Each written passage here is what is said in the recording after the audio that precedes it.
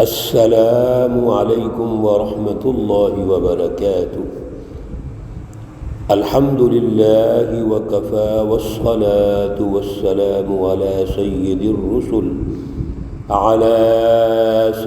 الرسل وخاتم الانبیاء، اما بعد فاعوذ باللہ من الشیطان الرجیم، بسم اللہ الرحمن الرحیم۔ وَإِذْ يَرْفَعُ إِبْرَاهِيمُ الْقَوَاعِدَ مِنَ الْبَيْتِ وَإِسْمَاعِيلُ رَبَّنَا تَقَبَّلْ مِنَّا إِنَّكَ أَنْتَ السَّمِيعُ الْعَلِيمُ۔ صدق اللہ العلی العظیم۔ ان اللہ وملائکتہ یصلون علی النبی یا ایہا الذین آمنوا صلوا علیہ وسلموا تسلیما۔ اللہم صل علی سیدنا ومولانا محمد النبی الأمی وعلی آلہ واصحابہ وبارک وسلم وصلی علیہ۔ معزز سامعین و سامعات، ہم بیت اللہ الحرام کعبۃ اللہ کے حوالے سے کچھ اہم باتیں سمجھ رہے ہیں جن کا ہمارے ساتھ بڑا گہرا تعلق ہے، خصوصاً وہ لوگ جو عمرے اور حج کے لیے تشریف لے جاتے ہیں، ان کے لیے تو بہت اہمیت ہے، لیکن ایز اے مسلمان ہم جہاں کہیں بھی ہوں اور نہ بھی جا سکیں تو پھر بھی ہمارے لیے بہت اہمیت ہے۔ میں نے عرض کیا تھا پچھلے دروس میں قرآن پاک کے ریفرنسز کے ساتھ کہ اللہ رب العزت نے یہ گھر بیت اللہ الحرام سب سے پہلے بنایا ہے، اور انبیاء علیہم السلام حضرت آدم علیہ السلام سے لے کر حضور نبی اکرم صلی اللہ علیہ وسلم تک تمام اللہ کے نبیوں نے اس کا طواف کیا ہے۔ یہ انسانیت کے لیے ہے، امن کی جگہ ہے، انوار و تجلیات کا مرکز ہے، اللہ کی خاص تجلی یہ بیت اللہ الحرام ہے۔ آج کے درس میں ہم کوشش کریں گے مختصراً بیت اللہ الحرام کی جو تاریخی اہمیت ہے، بالخصوص حضرت ابراہیم علیہ السلام سے جس کا آغاز ہوتا ہے، اس کو سمجھیں، اور حضور نبی اکرم صلی اللہ علیہ وسلم کی نسبت کو سمجھیے۔ یہ جو میں نے آیت کریمہ تلاوت کی، یہ سورۃ البقرہ سے ہے، پہلا پارہ ہے، اور آیت کریمہ نمبر 127 ہے۔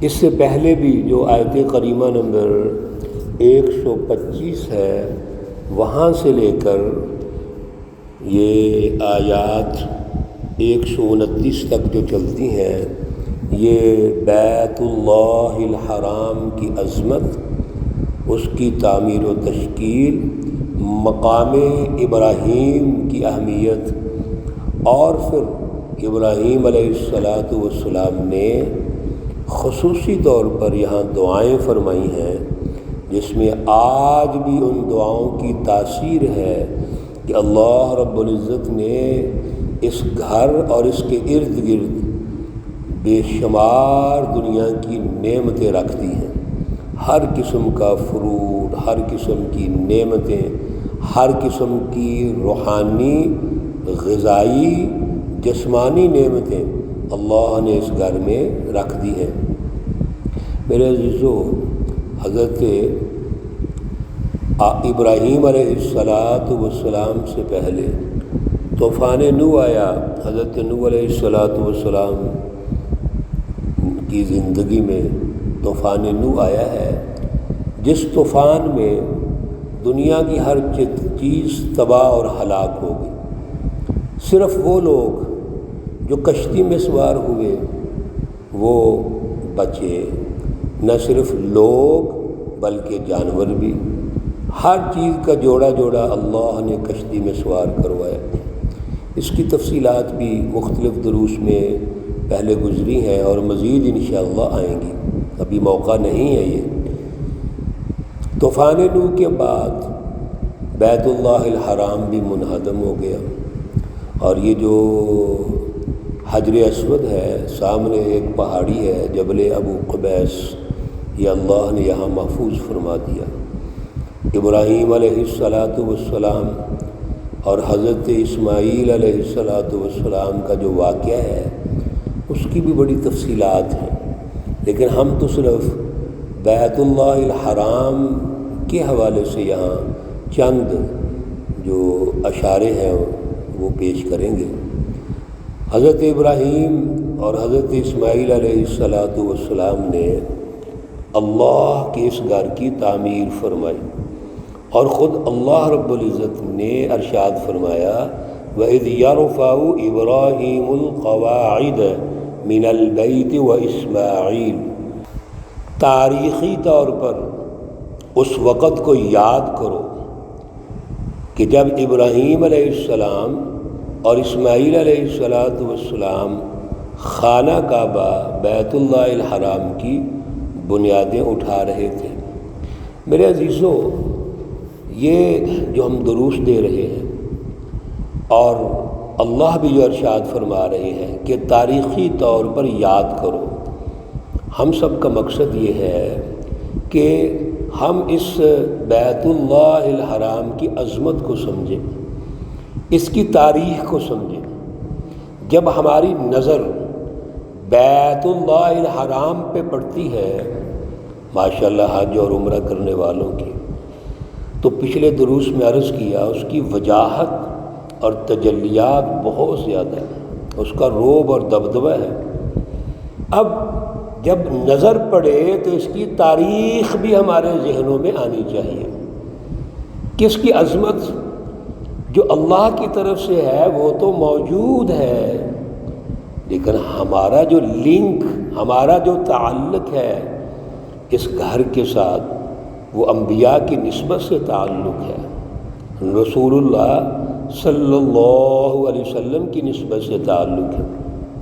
تو جب اس گھر پہ ہماری نظر پڑے تو فوراً ہمارے ذہن میں آنا چاہیے جو اللہ فرما رہے ہیں کہ یاد کرو جب ابراہیم اور اسماعیل اس گھر کی بنیادیں اٹھا رہے تھے۔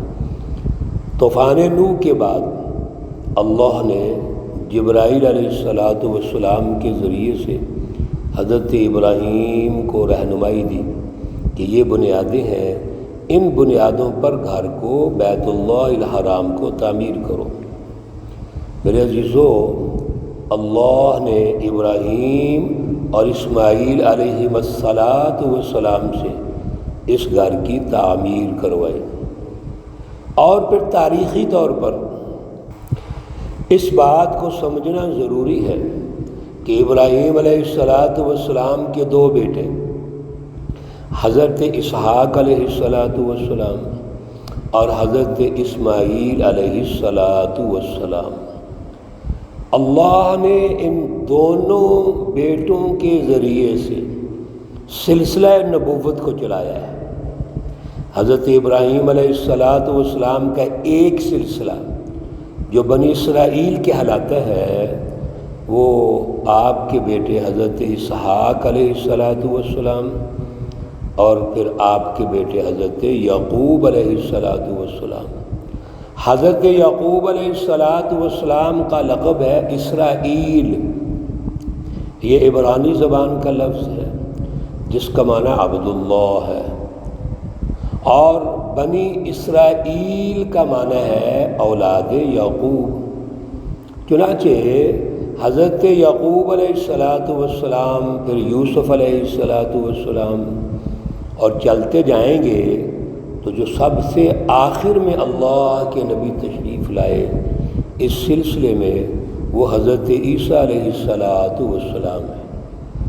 یہ مرکز اسحاق علیہ السلام، یعقوب علیہ السلام، عیسیٰ علیہ السلام تک، یہ مرکز بیت اللہ الحرام ان کا مرکز رہا ہے۔ اس کے ساتھ ساتھ اللہ نے ایک اور مرکز بنایا تھا جو مسجد اقصی ہے، بیت المقدس، اس کی تاریخ اور بنی اسرائیل کا وہ بھی مرکز ہے۔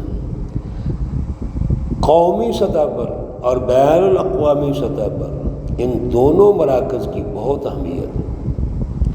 بالآخر ابراہیم علیہ السلام کی ایک دوسری جو نسل ہے، جو آپ کا ایک دوسرا ونگ ہے، وہ حضرت اسماعیل علیہ السلام سے شروع ہوتا ہے، اور اس سلسلے میں اللہ کے جو نبی تشریف لائے وہ ہمارے پیارے رسول اکرم صلی اللہ علیہ وسلم ہے۔ انشاءاللہ العزیز اس بات کو آگے چلائیں گے اگلے درس میں، اور ہم کوشش یہ کر رہے ہیں کہ بیت اللہ الحرام اور پھر اگلے دروس میں رسول اللہ صلی اللہ علیہ وسلم کی اہمیت، آپ کی مسجد نبوی کی اہمیت، مدینۃ الرسول کی اہمیت ہم سمجھتے ہوئے پھر ہم یہ فیصلہ کریں کہ جب ہم عمرے اور حج کے لیے جائیں تو ایک لسٹ ہم بنائیں گے جس کے تحت ہم کیوں جانا چاہتے ہیں،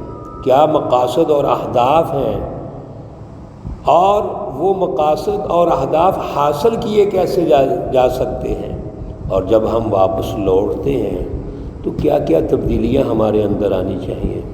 انشاءاللہ العزیز مختصر یہ عرض کر رہے ہیں۔ اللہ ہمیں بیان کرنے کی، عمل کرنے کی توفیق عطا فرمائے۔ آپ تمام بہنوں، بھائیوں، عزیزوں کو سن کر، سمجھ کر عمل کرنے کی صلاحیت اور توفیق عطا فرمائے۔ اللہ رب العزت تمام مرحومین و مرحومات کو جنت الفردوس میں اعلیٰ مقام عطا فرمائے۔ اللہ رب العزت تمام بیماروں کو شفائے کاملہ عاجلہ مستمرہ عطا فرمائے۔ ربنا تقبل منا انك انت السميع العليم وتب علينا انك انت التواب الرحيم، وصلى الله تعالى على النبي الأمي محمد وعلى آله وأصحابه أجمعين برحمتك يا أرحم الراحمين۔ السلام علیکم ورحمۃ اللہ وبرکاتہ۔